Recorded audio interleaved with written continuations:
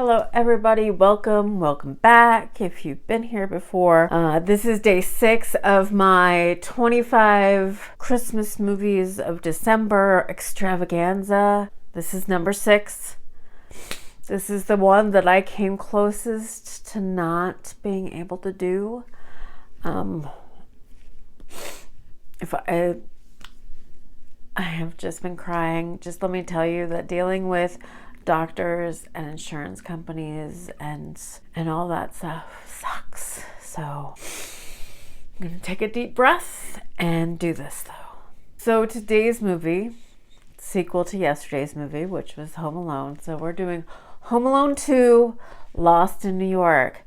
And a little bit of me says this is the more enjoyable movie than the first one. And I don't mean that as a slight to the first Home Alone movie, because without that, this one wouldn't exist. But this might be a little bit more fun to watch than the first movie, in my opinion. You can fight me in the comments if you don't think that's true. So you do have a returning cast in this one. Macaulay Culiin is back as Kevin McAllister. Catherine O'Hara is still his mom. John Hurt is still his dad. You even have the return of Joe Pesci and Daniel Stern as the Wet Bandits in this movie. You do have the addition of Tim Curry in this movie, playing the concierge of the Plaza Hotel. So it is the next year, and the family yet again is getting ready for another whirlwind family vacation. And the family is Miami bound for this vacation. At the airport, something happens. Kevin gets separated from the family and ends up boarding a plane to New York with his father's carry-on case that has all of his credit cards and his money in it.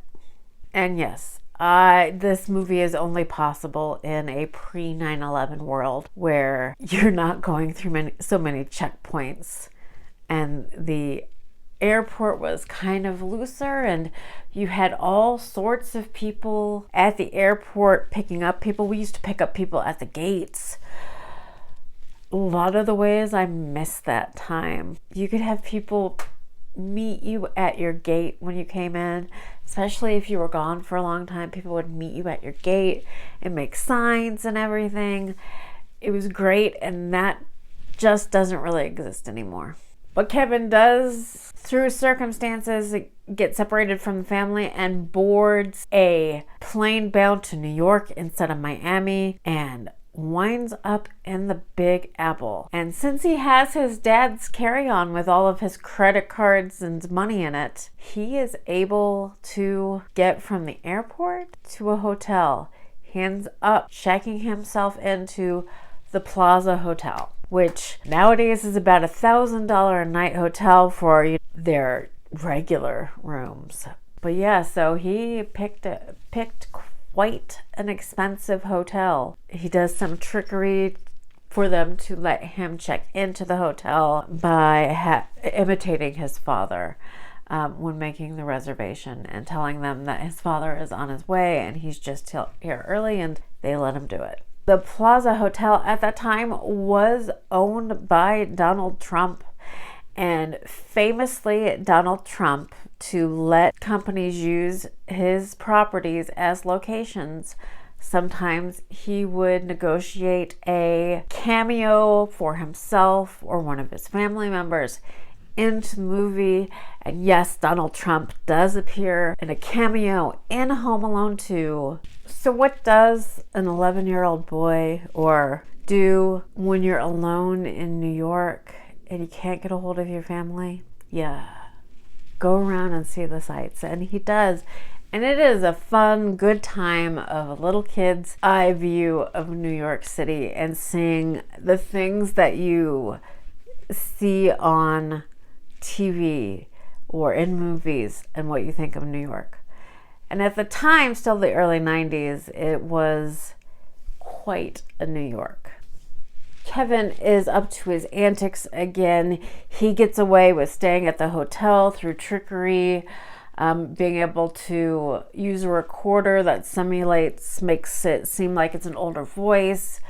You have Tim Curry playing the concierge who is suspicious of Kevin being able to stay at the hotel and never seeing his father, and there's some hijinks there that, gets Tim Curry in more trouble than Kevin, because he uses his wits to play the situation and make them think that his dad is there, and gets Tim Curry's character in trouble, along with, Rob Schneider is also there as one of, I think he's a bellhop, and, get those two in trouble in the play. So most of those type of hijinks, instead of the wet bandits, it's Tim Curry and Rob Schneider in the beginning of the movie taking the place of that. I would say the beginning of this movie is kind of like a holiday love letter to New York City through a kid's eyes. He, like I said, sees a lot of the sights, does a lot of the classic New York City things. He even goes to the World Trade Center long before even the first terrorist attack happened on the World Trade Center. So you do get to see the real World Trade Center. And it's a sweet, nice look at a kid in New York in the early 90s. And it's really special, I think. It really shows a New York that doesn't really exist anymore. People talk about high crime in New York nowadays. And I know the crime rate has gone up, but they just have absolutely no idea how high crime was before. All those people have to be below the age of 35 and have no memory of the old New York. So as you can tell, I do find this movie enjoyable. It's goofy fun and a look at New York at the past, and I think it's just something special. I do. Home Alone 2 is a little bit more special than the first movie. I liked the first movie. It was enjoyable. But when I go to rewatch a Home Alone movie, Home Alone 2 is usually the one I pick. And yeah, it just holds a special place. It's probably because of the look at New York and the time in New York that is really gone. That's my opinion of it. Some people might not hold as special of a feeling for that New York as I do. Like I said, people under the age of 35 probably have no context of that type of New York, and not even that they showed that New York in a really bad light anyway. I mean, there's a lot of things that still look the same, but it's just a different feeling New York than you have today. So on to a little bit of trivia about Home Alone 2 Lost in New York. So Macaulay Culkin was paid $4.5 million to do the sequel to Home Alone, which was the most that an 11-year-old had been paid in the movie industry.